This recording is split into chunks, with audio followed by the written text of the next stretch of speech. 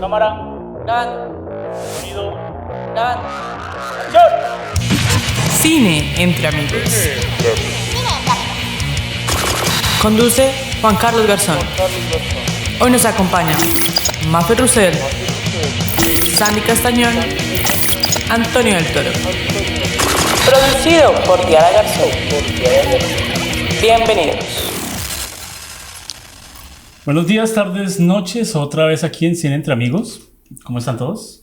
Muy bien, gracias. Gracias. Oigan, no me avisaron que tocaba venir de blanco y de rayitas.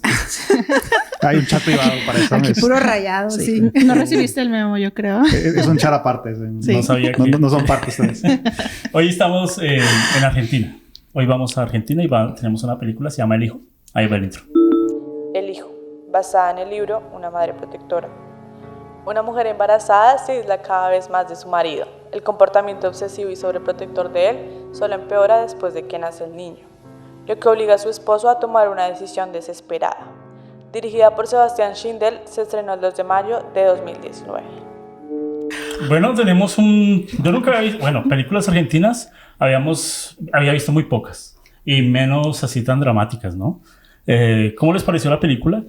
Bueno, hablando de lo que estás diciendo, justamente creo que hemos visto películas latinas, pero poco se explota el género de thriller psicológico. Thriller psicológico. ¿Qué significa thriller psicológico? Para los que nos... Porque pues uno dice, sí, thriller psicológico, pero ¿qué es? Es esta película de suspenso que tiene ciertos ingredientes, por ejemplo, de que siempre tienen que estar descubriendo algo, que hay alguien que es malo, pero en este caso que es psicológico, porque el thriller básicamente va de eso, ¿no? Un poco de suspenso, un poco de, puede haber detectives o no, pero hay que resolver un misterio. Y en este caso es psicológico porque todo el thriller justamente usa el pensamiento para manipular a alguien o alguien está manipulado por el pensamiento. Dice Antonio. No, estoy de acuerdo. También se suele hacer una cuestión de que no sabes si te estás viendo a alguien siendo manipulado o el manipulado es el espectador. También tiene esa cuestión y juega mucho con eso, al menos esta película. ¿Les gusta el thriller psicológico? Sí. A mí me encanta. ¿Qué dice Sandy? ¿Le gusta? A mí me encanta porque te ponen ese punto de que quieres saber y hasta tú mismo te pones a imaginar qué es lo que va a pasar o cómo vas a investigar. Te metes mucho a la película. Hay mucha gente que no le gusta este tipo de películas porque no le quiere pensar. Ay, no quiero pensar, no quiero meterme en eso. Quiero solo llegar, sentarme y reír. Sí, pero justamente yo creo que por eso no hacemos tantas, porque no hay mucho thriller en nuestro idioma o latino. O sea, no hay mucho...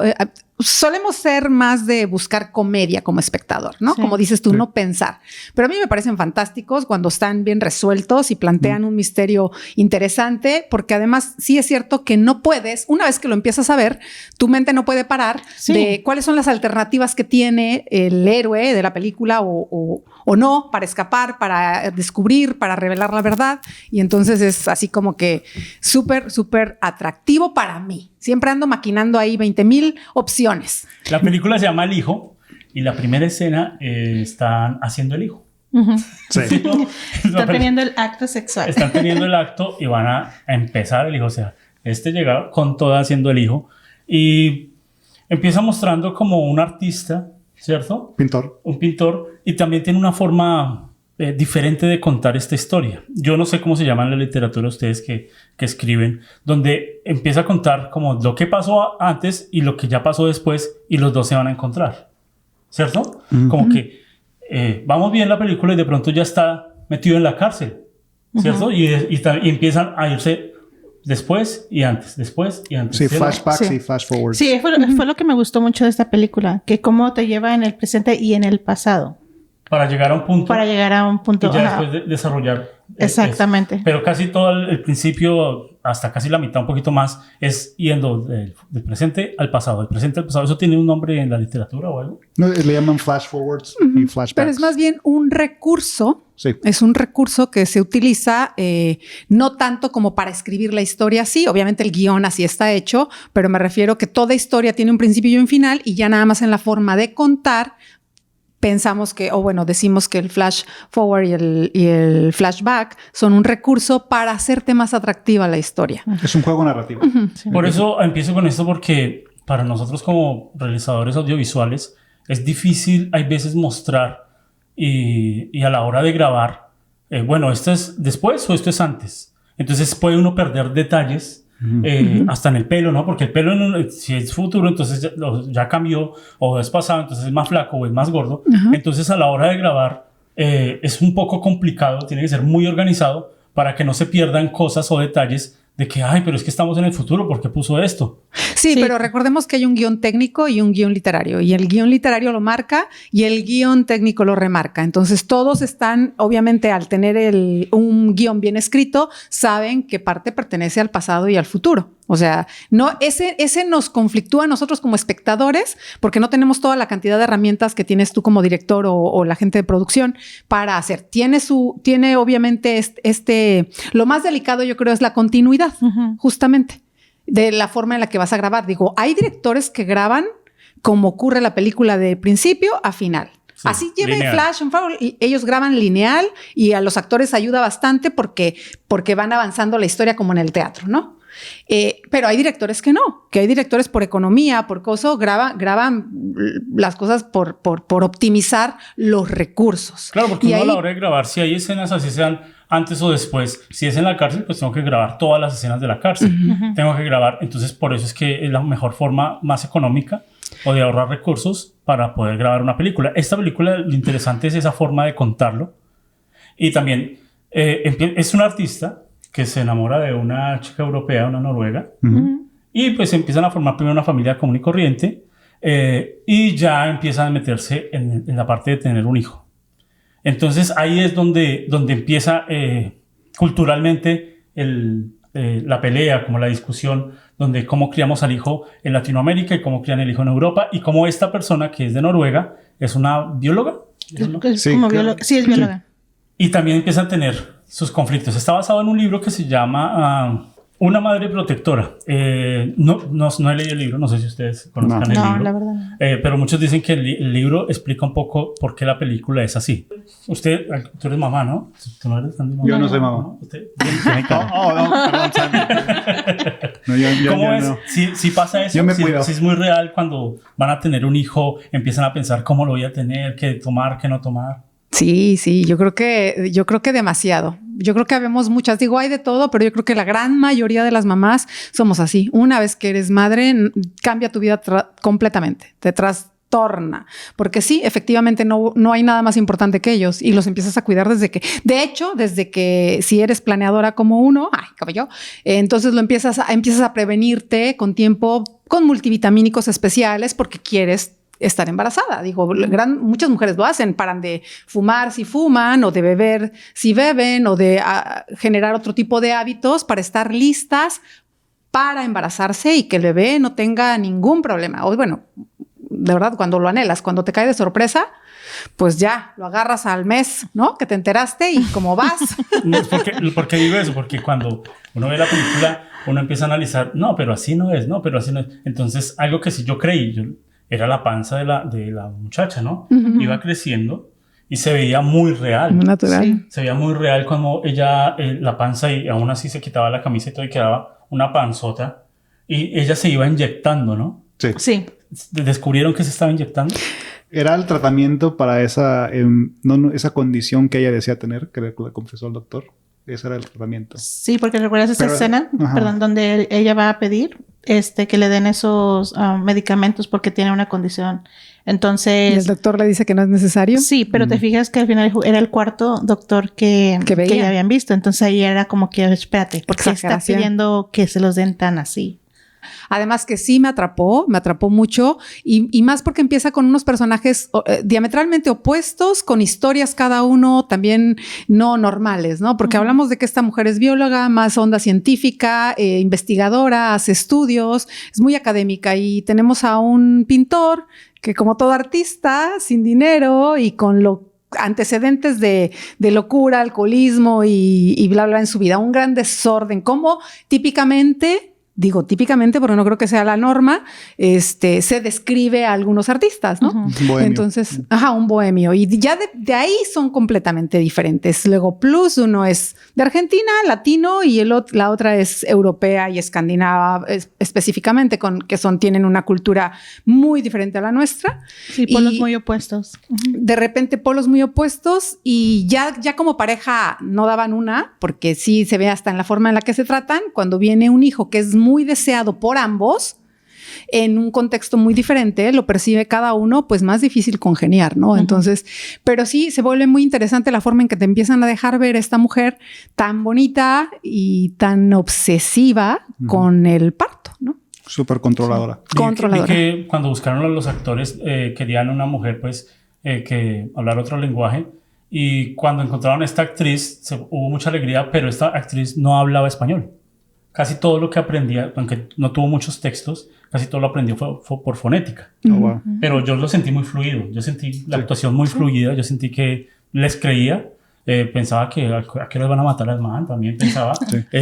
También le creen a la historia. ¿Le creyeron un poco a la historia? Porque es una historia muy rara, muy diferente. Es extraña, pero es parte del género, ¿no? De que tienen esta cuestión de cuál de los dos en realidad tiene la razón. Porque constantemente te están reafirmando estas dudas de que si el loco en realidad es él o del problema es ella. Pero además hay un gran misterio, ¿no? Porque desde el principio plantean el niño. Sí. O sea, sí es misterio porque nunca lo ves, ¿no? Claro. O sea, y ni el papá lo ve, ¿no? Sí. Entonces, de repente es muy confuso lo que ocurre. Y visualmente te crean esa duda porque cuando te muestran en los escasos momentos que ves al niño, ves primero un niño rubio y un niño después con el pelo café. Oscuro. Más oscuro. Y la duda que siempre tiene el padre es de, me cambiaron al niño.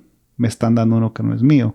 Y tienes esta duda constante que no es fácil de resolver como espectador, porque ¿a quién le creo? ¿Le creo a ella o le creo a él? ¿Qué perspectiva cuenta? No sé si recuerdan en la escena donde están en la fiesta, cuando él y su amiga van caminando sobre un pasillo y hay una obra de arte que él había hecho de un demonio comiéndose a un niño. Sí. Entonces ahí estás viendo como diciendo que este señor está como loco. Sí, entonces, porque además él dice que tenía una obsesión enfermiza con Goya, ¿no? Y que lo había marcado toda su vida. Y te pone a pensar, ok, realmente este hombre se va a volver loco. Y la madre no es que esté sobreprotegiendo al hijo. Exacto, está realmente quitándole a este hombre loco por miedo a que vaya a matar a su hijo. Claro, es como foreshadowing y ese es el género de esta película, o sea, de que ¿a quién le crees? O sea, tienes que tomar partido en alguno de los dos. Sí, aparte tuvo otras 2 hijas también que dice ahí y que también no tiene relación con ellas por la madre. Entonces porque se las quitaron. Nunca sabes por qué en realidad, ¿no? No siempre tienes... Así que tienes que decidir si confías en ella o confías en él. Porque aparte el hombre era alcohólico. Sí, él tiene todos estos antecedentes oscuros, digamos, y confrontado con la transparencia de la esposa, pues sí, genera un conflicto, ¿no?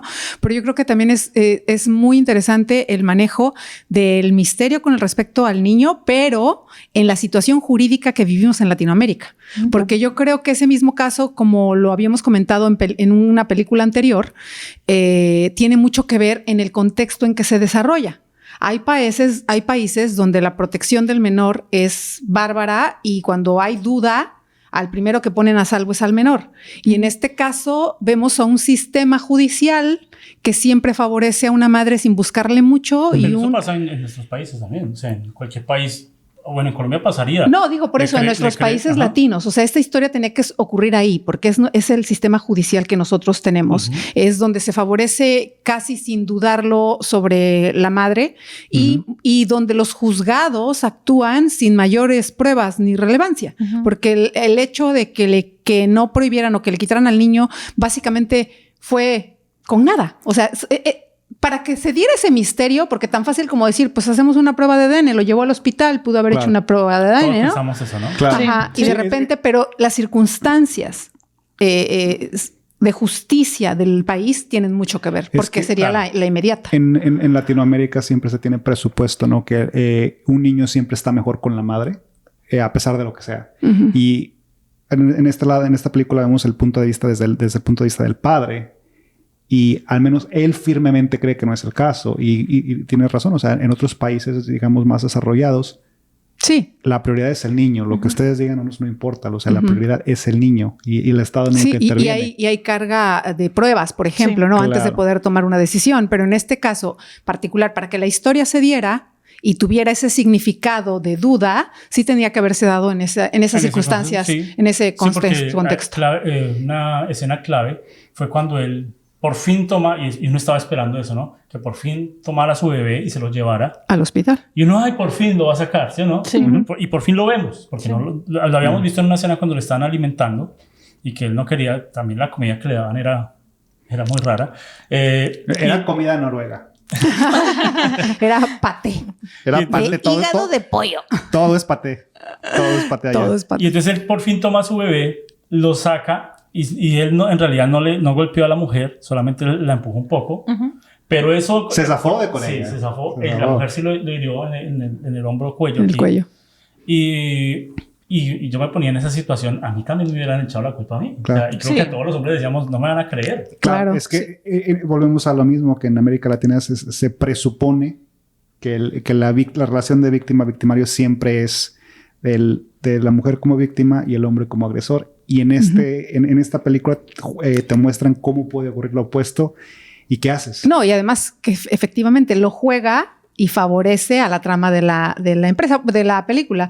Al final yo creo que si no hubiera ese factor, la película al final no se sostiene, porque como es un drama, es un thriller psicológico, no es tanto como la acción, como la afectación del conflicto en los personajes, ¿no? Y si tú ves a dos papás peleándose por un hijo, pues yo creo que lo vemos en todos los tribunales de cualquier país, ¿no? Siempre peleándose por la custodia del menor, ¿no? Y llegan a pelearse a tal grado de hacer cosas realmente locas, o sea, realmente locas. Oiga, como la nacionalidad influye harto, ¿no? Claro. Sí. O sea, si la esposa o la mujer de él hubiera sido una colombiana, pues la reacción hubiera sido diferente. ¿no? Claro. Si hubiera sido una mexicana que... ¡Deme mi hijo! ¡No! Así, ¿sí, no? Las mujeres mexicanas pelean hasta la muerte, dice. Díganmelo a mí. Mafer.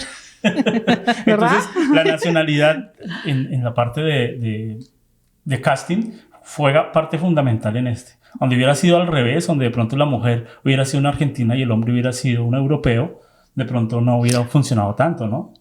No, porque usualmente en nuestra cultura es más fácil que obedezcan a un extranjero que a una persona local. Sí. Y eso pasa. Bueno, al menos en México eso es clásico en México. De que se recibe mejor al extranjero que a la persona local. Oh, sí, 100% comprobado. Y entonces los favorecen e incluso creen como que no podrían ser capaces de algo así. Entonces siempre el que tiene que, generalmente, ¿no? Los jueces en turno locales que tienen que tomar una decisión está fundamentada en lo que son los clichés y no sé. ¿Cómo se llama la mujer? ¿Sigrid? O sea, ella tenía todas las de ganar en esta cuestión. O sea, se le favoreció el sistema jurídico y todo esto le favorecía en todos los sentidos. Y de ahí surge la tensión de la película, porque tú lo entiendes. O sea, lo vas viendo y dices, no, pues ya se lo fregaron. Algo que se vuelve clave en las películas, hay veces no son los actores, sino hay veces elementos. Y en este se volvió muy clave la casa. Sí. La casa cómo se iba transformando según la escena. Empezó una casa bonita, colores vivos, una pareja que está pintando el cuarto de su bebé. Y cómo se iba transformando la misma casa y se iba volviendo más dramática. Si ustedes ven el inicio de la casa y el final de la casa con las paredes ya llevadas, parece esta casa de terror. Pero además también tiene mucho este simbolismo de los caracoles o de los moluscos, porque ella estudiaba tipo y está reflejado en los cuadros que él pinta, todo este juego del círculo que te lleva a ningún lado. El espiral. Y pasa en la película, pero también en la casa. Cuando lo ves siempre caminando alrededor entre el ático y el sótano, se vuelve esta parte en la que no puedes escapar, ¿no? O sea, una cosa de contención retorcida y sí, se va oscureciendo y cuando empieza a poner el plástico para las bacterias y el virus. Pero hay un detalle muy importante que el papá sabe que ocurre y que casi no se nota en la película. Esta película yo la había visto antes. Y es justamente que él cuando hace el primer regalo, por lo que él sabe que ese niño no es su hijo. ¿Cuál? que regala un caballito de madera. Ujú. Y el caballo de madera tiene un ojo café y un ojo azul. Ah, sí. Y es que él así veía a su hijo, que su hijo nació, tenía un ojo azul y un ojo café, Sí. el bebé. Y entonces el niño que le dan, el niño no tiene los ojos así. Por eso cuando él le lleva el regalo, como dándole un caballito, porque es diferente los ojos, para que el niño que tiene ojos diferentes se da cuenta que ese no es su hijo. No, y también... Y todo eso lo plasma en su pared. Es lo que va a decir, sí. Se plasma todo eso en su pared, o sea, porque esa es la obsesión de él, porque o sea, hay ciertas cosas que no pueden cambiar en una persona y el color de ojo es una de ellas, sobre todo en un niño. O sea. Creo que desde cuando está en la guardería el niño que le dice, está ahí, él sabe entonces que él no dice, no está mi hijo aquí. Ajá. Cómo se juega con las escenas, solamente uno se siente, uno toma, ¿cómo se dice? Toma una posición de que, no, él sí está loco, no, él no está loco. La loca es la mamá. ¿No le pasó que en la película uno iba tomando como, no, yo voy por la mamá? No, sí, ese man está muy loco, está grave. Pero ya después, no, es la mamá. Como en el principio la enamora la pintura, se lo vuelve un artista, como los primeros planos se vuelve claves para que la gente sienta que es un gran artista.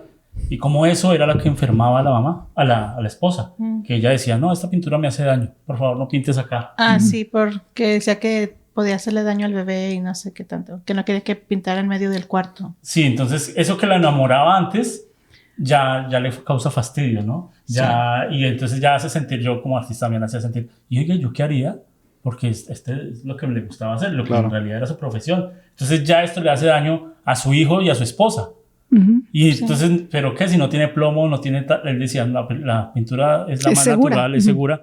Y ella decía que no, que simplemente le hacía daño y que así tenía que ser. Y es el foreshadowing de lo que va a ocurrir después, que el problema es él. Así es como lo presenta ella. O sea, de que no, lo que tienes que ir eres tú. El problema para el niño, para mí, eres tú. Y lo sacan de su casa.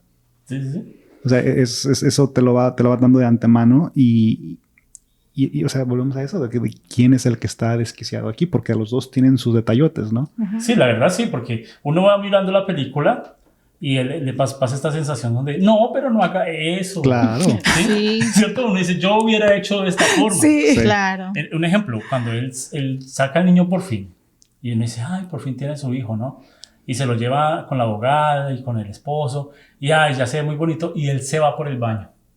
Sí. Y uno dice, no, pero ¿por qué hizo eso? ¿Pero para qué? ¿Por qué? Entonces se escapa por el baño y ahí uno se siente como defraudado de su personaje, ¿no? Dice, no, pero ¿por qué?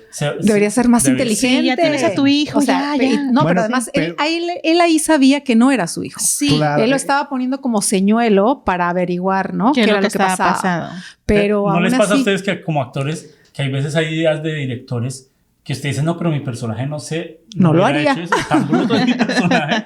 ¿No les pasa que uno dice, pero mi personaje tan bobo, yo como les toca entonces salirse de lo que él hubiera, de la persona y meterse en el personaje? Y bueno, si el director pide que haga eso para que la trama sea más interesante. Ahí sí no hay duda. Yo en experiencia propia como actriz y como director te puedo decir, el director debería tener siempre la última palabra porque es su visión y uno como actor desde su personaje de uno solo, habiendo 20 en escena o en 20 en la película, pues tú no cuentas la película solo, ¿no? Se cuenta a través de música, de escenas, de diseño de producción, a través de muchas cosas. Te vuelves un elemento. Y yo creo que sí, eso es algo a considerar cuando estás en la mesa de lectura, ¿no? De tu propuesta como actriz, darle solución si tú crees que de verdad tu personaje no haría eso en tal contexto, pero seguramente el director tiene estudiando ese personaje más tiempo que tú y tiene una serie de antecedentes que tú no has leído y que para él es lo lógico y es además lo que necesita para que resulte otra cosa, ¿no? Que él quiere. Y yo ahí sí recomendaría como actores no juzgar a nuestros directores. Si uno confía o uno está en un proyecto, uno tiene que confiar en ese director y que lleve a buen término. No significa no hacer propuestas. Significa tener la mesura de decir, bueno, el director siempre ve el bosque desde, ¿no? Completo y no nada más la parte que nosotros vemos. Particularmente en este tema, que yo creo que a mí en lo particular me tocó de forma personal, porque ya a mí me sustrajeron a mis hijos, ¿sabes? Entonces yo sí me enfrenté a todo esto del sistema de justicia que finalmente nuestra cultura no lo hacen. Los jueces tienen tantos casos y hay tantas cosas que hacer que firman lo que sea con tal de que tengas un problema menos. Y donde se vea el que puede más con lana, se van siempre por ese, la verdad. Claro. O sea, o si se ve güerito, ¿no? Pero está los bien. dos tenían la misma dinero, ¿no? No, porque incluso Bueno, no era el dinero, era la seguridad. Y en eso los jueces siempre van a buscar donde el niño tenga más estabilidad. Y generalmente no es en manos de un artista, usualmente. O sea, entre alguien que tiene una profesión fija y que tiene un trabajo todos los días y ella era bióloga y él era un pintor. Incluso sus mismos amigos lo dicen, la abogada, y dice, bueno, es que ¿cómo te ayudo? O sea, claro, sus antecedentes y todo. Sí, es mala óptica para el pintor desde el principio. Desde el principio le favorece, pero es cierto que mueve muchas cosas esta película en cuestiones como estas por un niño. Porque al niño ni lo vemos, ¿eh? Si te das cuenta, es una batalla psicológica entre madre y padre. Y con los dos, o sea, con sus argumentos muy particulares. Y además, el misterio del niño. No, pero a los artistas siempre nos va muy mal. Sí. A los artistas siempre en estas películas es el loco, es el malo, es el pobre. Sí, a mí no me gustó, pues, bien, hablándolo como artista, y yo me ponía en esa escena donde él tiene su exposición, ¿no? Y le pone en cada cuadro una comida. Oh, sí, para que la gente se acerque. Claro, uno como artista se siente, oiga, yo hago una exposición y en este cuadro le voy a poner empanadas, en este burrito. No, pues todos contentos. Oye, hubiera sido mejor que le hubiera puesto empanadas, le ponía cosas del país de ella desconocidas para la gente de Argentina y todo el mundo así como que... ¿Qué es eso y por qué es amarillo? E incluso la amiga no se lo comió y venía muy hambrienta. Muy hambrienta. Claro. Entonces, y es pulida la amiga, es abogada, es estudiada en artes, o sea... Como es un thriller psicológico, hay que enfocarse mucho en la psicología del personaje, ¿sí? Cuando crean estas películas, normalmente hacen toda una psicología del personaje y este personaje cómo se comportaría en esta situación, ¿cierto? Creo que es lo que hacen normalmente los directores. Sí. Por eso, este personaje, también era artista y todo, no tenía también comportamientos normales. No tendría comportamientos también tan lógicos, porque siendo artista, también siendo loco, hacía comportamientos raros. Entonces uno también lo hacía dudar, como espectador uno decía, pero yo no hubiera hecho eso. No, usted no, pero ese personaje sí. Porque los directores crean un trasfondo completo que hacen que el actor se meta en eso y diga, yo no estoy pidiendo que se comporte más, pero yo estoy pidiendo que se comporte el personaje. El personaje, claro. Entonces eso hace que cuando el personaje agarra a su bebé, tiene sus manos pintadas, ¿no? Tiene eso también uno causaba como todo muy blanquito, hasta el niño, claro. ¿no? Sí, muy causaba visualmente algo como que, oiga, lo está haciendo mal. Sí, pero aparte es súper interesante o llamativo, por ejemplo, que en este caso el pintor, haciendo todas estas cosas, le pone el autor o el director o el escritor el detonante de que a él ya en el pasado le quitaron a 2 hijas con las que no tiene una relación. Entonces el impulso de querer ver a su hijo es más desesperado. O sea, está en el punto porque uno diría, bueno, ¿por qué no piensa con lógica? Si ya lo sacó y usted cree que no es, pues hágale un ADN. O si ya se lo llevo acá porque se sale por el baño, ¿no? Mejor porque no hace esto. Pero es que en un momento donde una persona ya vivió esto y está actuando con el impulso de que no me vuelva a suceder, pues estamos hablando de un personaje psicológicamente alterado. Sí, ¿no? Entonces se ya no corresponde, ya no corresponde a actuar con normalidad, porque efectivamente, si todos, hasta tus amigos, te voltean a ver y te dicen, bueno, pues es que lo hiciste, loco, ¿no? Sí. Ajá. Entonces, ¿en quién confías y cómo confías, no? Claro. ¿Cómo sabes tú que si le pides ayuda otra vez a tu abogada o a este señor, te van a volver a escuchar y a creerte, ¿no? Y no a hablarle a la policía para que venga por ti. Claro, no, es que lo que pasa con él es que queda acorralado. O sea, a él le fallan los amigos, obviamente le falla la esposa y le falla el sistema jurídico. O sea, tenemos una persona que no tiene un recurso. Y se siente perdido. Claro, o sea, y eso le sumas la posibilidad de que tenga problemas psicológicos. Y solo eso, lo que él cree por todo lo que está pasando es que su hijo está en peligro. Y entonces, si tú te preguntas, uno como madre o como padre, ver a tu hijo en peligro y que nadie más lo note, que nadie más lo crea, sí te has de volver loco, ¿no? ¿Por qué? Porque tú lo que quieres es proteger al niño. Y yo creo que la intención de verdad la de él era proteger al niño. Él sabía que algo podía pasarle, no sabía qué, porque es que si él estaba viviendo esa realidad donde el niño pudo haber sido cambiado, imagínate, ¿qué puedes llegar a pensar de que qué le pasó a tu hijo? Y no, yo creo más como padres saben quién es tu hijo, ¿no? O sea, el vínculo que creas desde que lo ves, dices, güey, espérate, mi hijo era blanquito. Que las mamás son las que tienen ese vínculo. Pero aquí mostraban que el papá también. Yo no estoy segura, pero yo siento así de esta manera, Mafer, tú que tienes hijos, es de que tú creas el vínculo de tu hijo desde que está en ti, ¿no? Y yo creo que los padres cuando nacen es cuando ellos empiezan a crear ese vínculo entonces con sus hijos, ¿no? Pero ¿tú cómo lo ves? Es algo que tú reconoces, no sé, pero yo cuando encontré a mis hijos me entregaron una fotografía donde había un niño que le habían borrado la cara y eran 40 niños. Ajá, de verdad, le habían borrado la cara y era una foto de escuela. Y a mí me dijeron, aquí está tu hijo, identifícalo. Yo dije, el que no tiene cara, ese es mi hijo.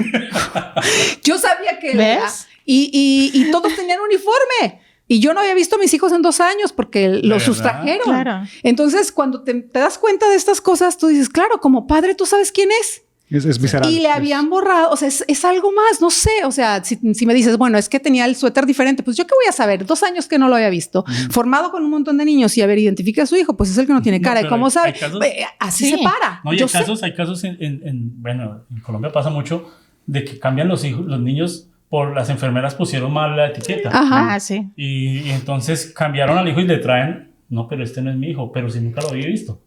Nunca lo vio hasta ahorita, se lo sacaron, le pusieron, lo lavaron, le pusieron etiqueta y cuando lo traen, no, este no es mi hijo. Y ha habido casos, y han salido hasta novelas y todo, donde ya grandes ven que este no es mi hijo y este es el otro. Pasó un caso de que le cambiaron al gemelo. Y entonces ya cuando crecieron ya no eran gemelos y entonces se encontraron en otros. No, entonces sí pasa de que les cambian los hijos. Sí, en esta película el gran interrogante que queda es de dónde salió el otro niño. Eso es el hueco que crea la versión del padre. ¿De dónde justificas que sacó este otro niño? Porque se fijan que él nunca ve cuando nace el niño. Pudo haber que hubo 2. Es que no se sabe. Estas son escenas impactantes que se resolvieron muy bien en producción. Y la escena que a mí más me gustó fue cuando el parto. Sí. Claro, vamos a hacer un parto, muchachos. Uy, ¿y ahora qué vamos a hacer, no? Y aquí todo lo resolvieron con audio. Sí.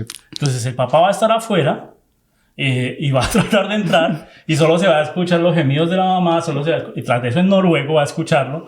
Entonces crea una tensión tan buena que hasta vi en entrevistas al director, a él fue la escena que más le gustó. Y no fueron muchas tomas, fueron solo 3 tomas, pero con el audio hacían que se sintiera el parto, que se sintiera. Y entonces yo mismo decía, rompa esa sí, es que se siente la impotencia de que el pobre quiere entrar y ver a su hijo nacer y no lo dejan. Sí, entonces, a mí las escenas más impactantes que me gustaron de esta película fue el parto.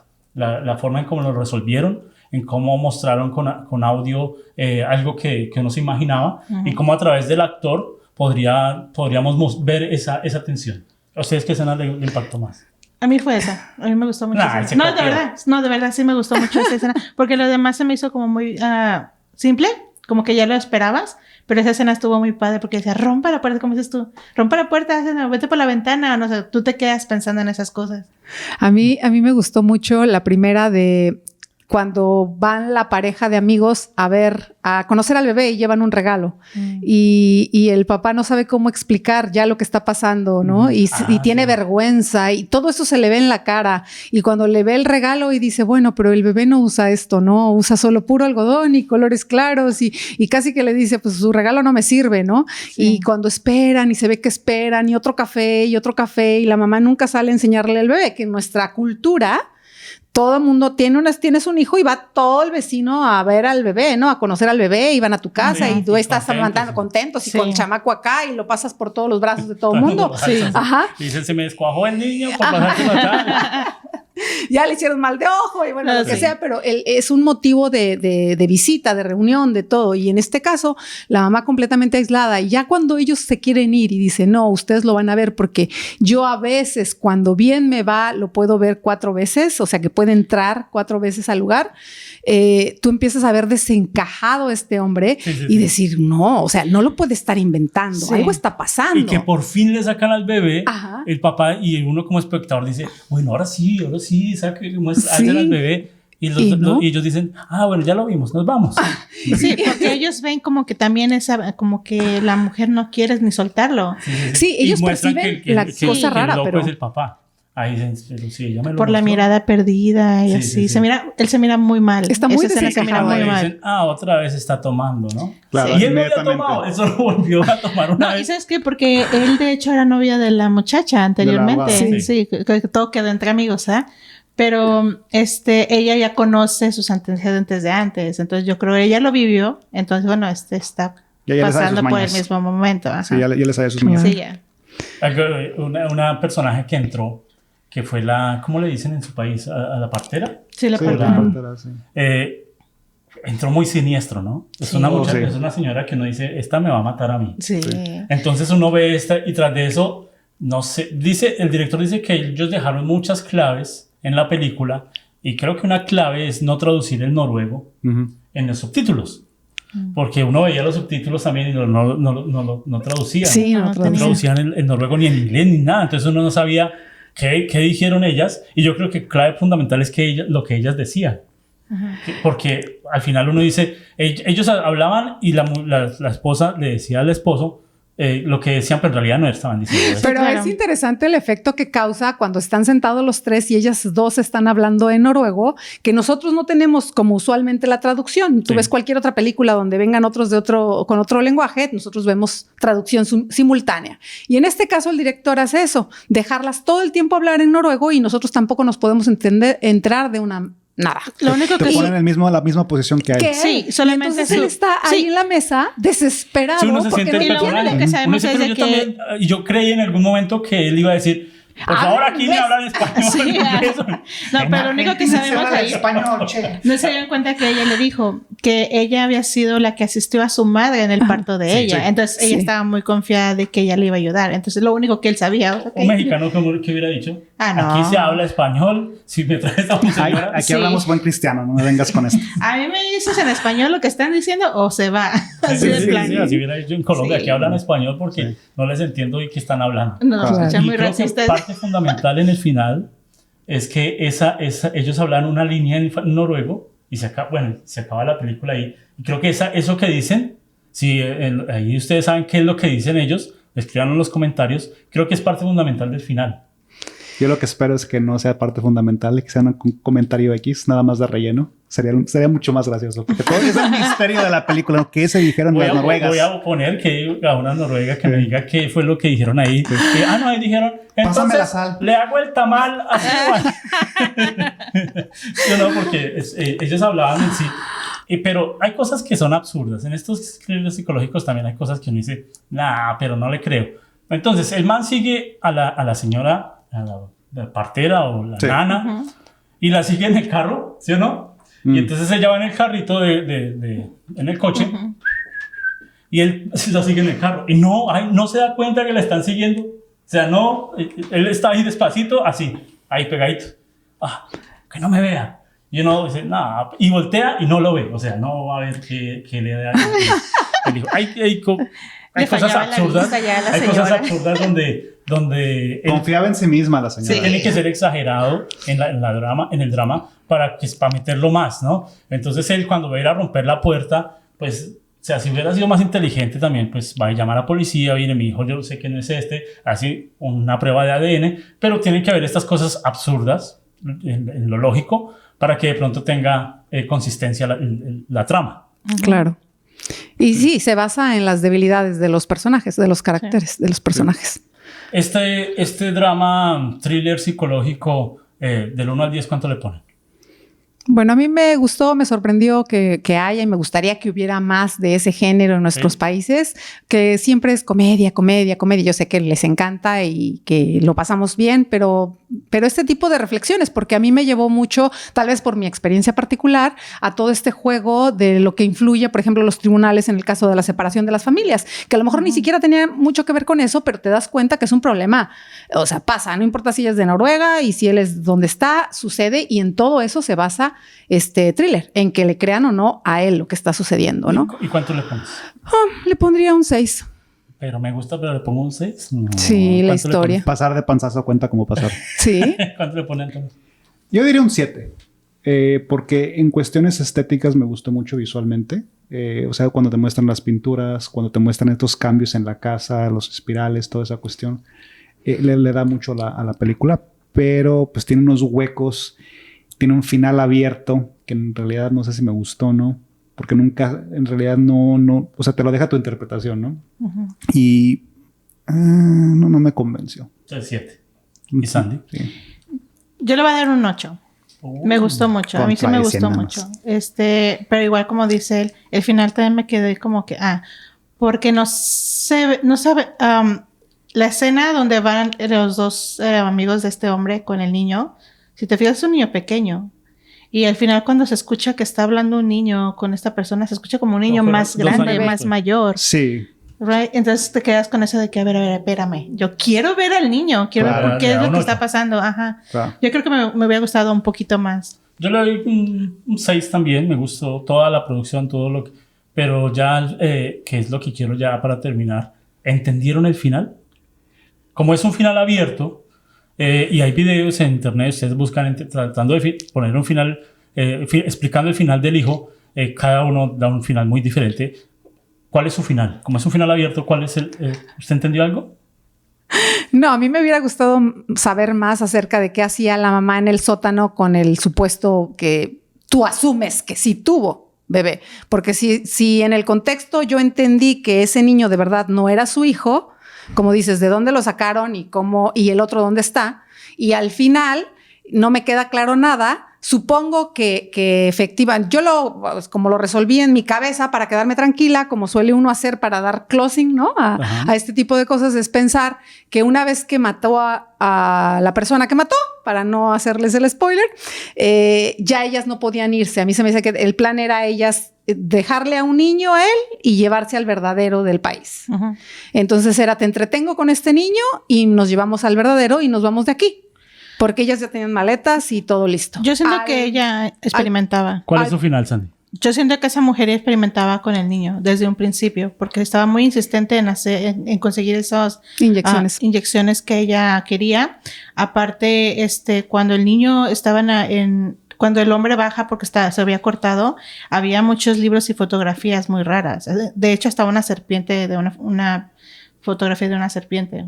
Entonces, todo eso, a mí, mi pensar es de que esa mujer, lo que ella quería hacer es experimentar en su hijo.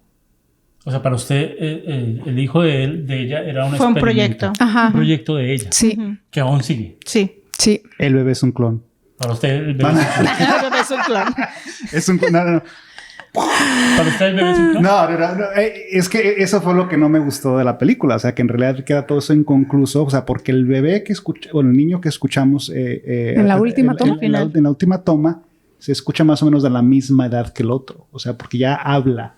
Sí. Ya habla el niño. O sea, así que la única respuesta que le encuentro a esto es que niño misterioso que apareció que le dejó a la pareja de los amigos, o eran gemelos. Hay varios finales. Uno, que la mamá era bióloga, entonces experimentaba con niños y era un clon del hijo. Y otro es que se robaron el hijo. ¿Pero sabe quién? Le dijo robado al papá. ¿cierto? Para que se quedara tranquilo. Para que se quedara con él, no molestara, y ella seguía experimentando. Pero al final, como tal, la toma final, que es donde la abogada abre, ahí cuenta muchas cosas, porque primero está un tubo de respiración. Igual que en el sótano. Sí, de oxígeno. No, es ventilación. De ventilación. Ella rompe la malla para ver. Y en la cara de ella se ve algo impactante, sí, ¿no? Es un shock. Sí. Entonces deja abierto. ¿Le gustan las películas de finales abiertos? Me gustan cuando son de finales abiertos, pero quedó demasiado abierto. O sea, porque esta cuestión de dónde sale este segundo niño, si lo hubieran resuelto de alguna forma, se podría justificar. O sea, va a salir el hijo 2, el abuelo, el nieto. Sí. Es que, bueno, yo siento como que ahí fue cuando esta muchacha se dio cuenta de que su amigo no mentía. Porque ella aún ella pensaba que el amigo estaba volviéndose loco. Sí. Entonces dijo, espérate, realmente no estaba loco. Se quedó con esa duda cuando va siguiendo a esta mujer. Yo creo que la seguía más porque ella sabía que ellos la habían matado. Entonces quería ver dónde estaban para entregarlas. De hecho, estaban como escondidas, ¿no? Sí. Y, o sea, pero a mí se me hace que en un principio la idea del otro niño, porque incluso la de la buena fe de sentarse con el abogado, de decir, sí, tú lo vas a poder ver, o sea, fírmame aquí que puedo llevármelo, o sea, porque tiene derecho a ir a Noruega. Entonces, cuando él dice no, pues entonces no, porque lo que querían era sacarlo e irse. Y al ocurrir este desenlace imprevisto, lo que tienen que hacer es esconderse ahora si no quieren terminar en la cárcel. Pero entonces... Sin embargo, el niño que... Sí, o sea, absurdas es la policía no hizo nada para buscar al asesino. Y si el lo niño y si lo encuentra la abogada, y fácil, ¿no? O sea, sí, porque ya se dieron a la fuga. Cosas como tontas, pero Pero bueno, por coincidentalmente porque la encontró, ¿no? Yo siento que sí hubo, que fueron 2 niños. Yo creo que lo que ella quería hacer, porque no sabemos, cuando nace en el él no sabemos nada. usted dice que ella tenía 2 hijos por la panzota también que tenía. Posible. Bueno, porque sí. Y aparte era bióloga. O sea, eran gemelos. No, vamos a invitar al director mejor ya que nos diga. Pero yo tengo esta duda con esta cuestión de sean gemelos, sea el clon, que es más tirado a los pelos, ¿no? Pero bueno, ¿por qué? ¿Por qué hace ella todo esto? ¿Cuál es el propósito de esto? ¿Por qué en Argentina? Y ese hueco nunca lo llenan. Sí, no, dejaron muchos huecos, muchos espacios que lo dejaron para que, bueno, hay directores que lo dejan así, para que el público pues le ponga lo que quiera. Y si fueron gemelos, porque, o sea... no eran gemelos. No, bueno, pero no eran gemelos porque se veían los 2 niños y no se veían. Sí, pero pudieron haber sido cuates. Exacto. O sea, ¿cuates? O sea, no son idénticos. O sea, son gemelos, pero no son idénticos. ¿Cuál fue la criteria de escoger uno sobre el otro? O sea... Sí, eso es lo que queda en duda. Escríbanos sus comentarios. ¿Qué le parece el final? ¿Qué piensa usted de El Hijo? Una película buena, mala. A mí me gusta ver este tipo de películas. Véala. Está muy buena. No son películas tan nombradas. No las ve uno tan fácil. Tiene que siempre estar buscando y recomendarla. Entonces, recomiéndenos películas. Escríbanos a nuestro canal. Síganos en cineentreamigos.com. Muchas gracias a todos. ¿Algo más por decir? Nada, que nos vemos en el próximo episodio con más películas interesantes, ¿no? Porque estamos promoviendo un poco el cine latino. Muchas gracias a todos. Esto fue Cine Entre Amigos. Chao.